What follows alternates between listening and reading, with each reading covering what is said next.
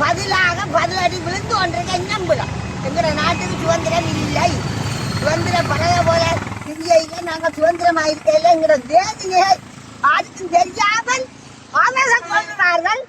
இது நன்மைக்கில தென்மைக்கான வழி தேடுறார்கள். தங்களோட தலையில மண் போடுறாங்க. நாங்கள் மண் போடலைங்கிற குழந்தைகளை தேடித்தான் போராடுறோம். எங்களோட உறவினரை உச்சாரம் தேடித்தான் போராடுறோம்.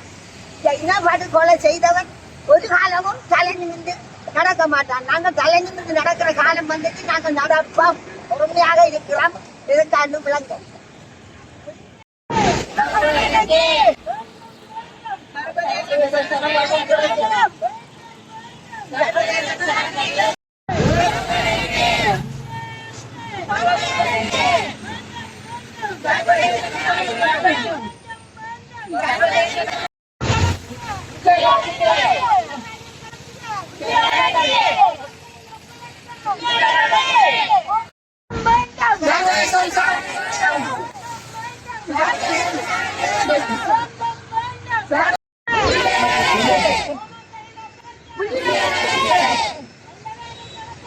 வணக்கம்.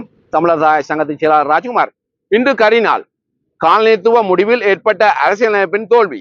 இன்று இலங்கை அரசு சுதந்திர தினமாக கொண்டாடும் இந்த நாளை நாங்கள் காணாமலாக்கப்பட்ட தமிழ் குழந்தைகளின் தாய்மார்கள் கரிநாள் என நினைவு கூறுகிறோம். 48ஆம் ஆண்டு கிடைத்த சுதந்திரம் எங்களுக்கு விடுதலையாக அமையவில்லை.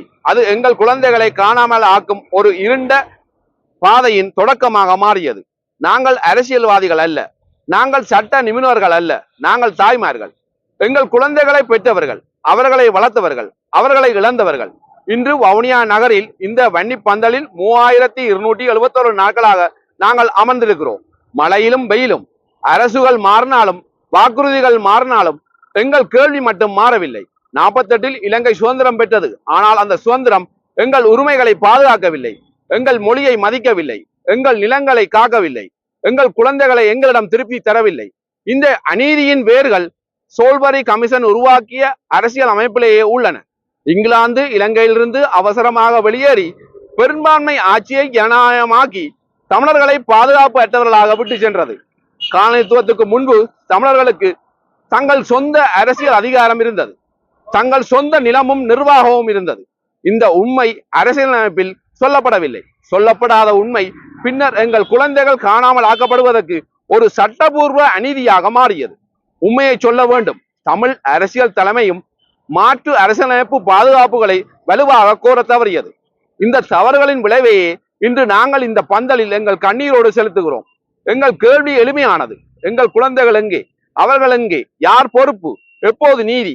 கரிநாள் எங்களுக்கு ஒரு சடங்கு நாள் அல்ல, அது ஒரு நினைவூட்டல்.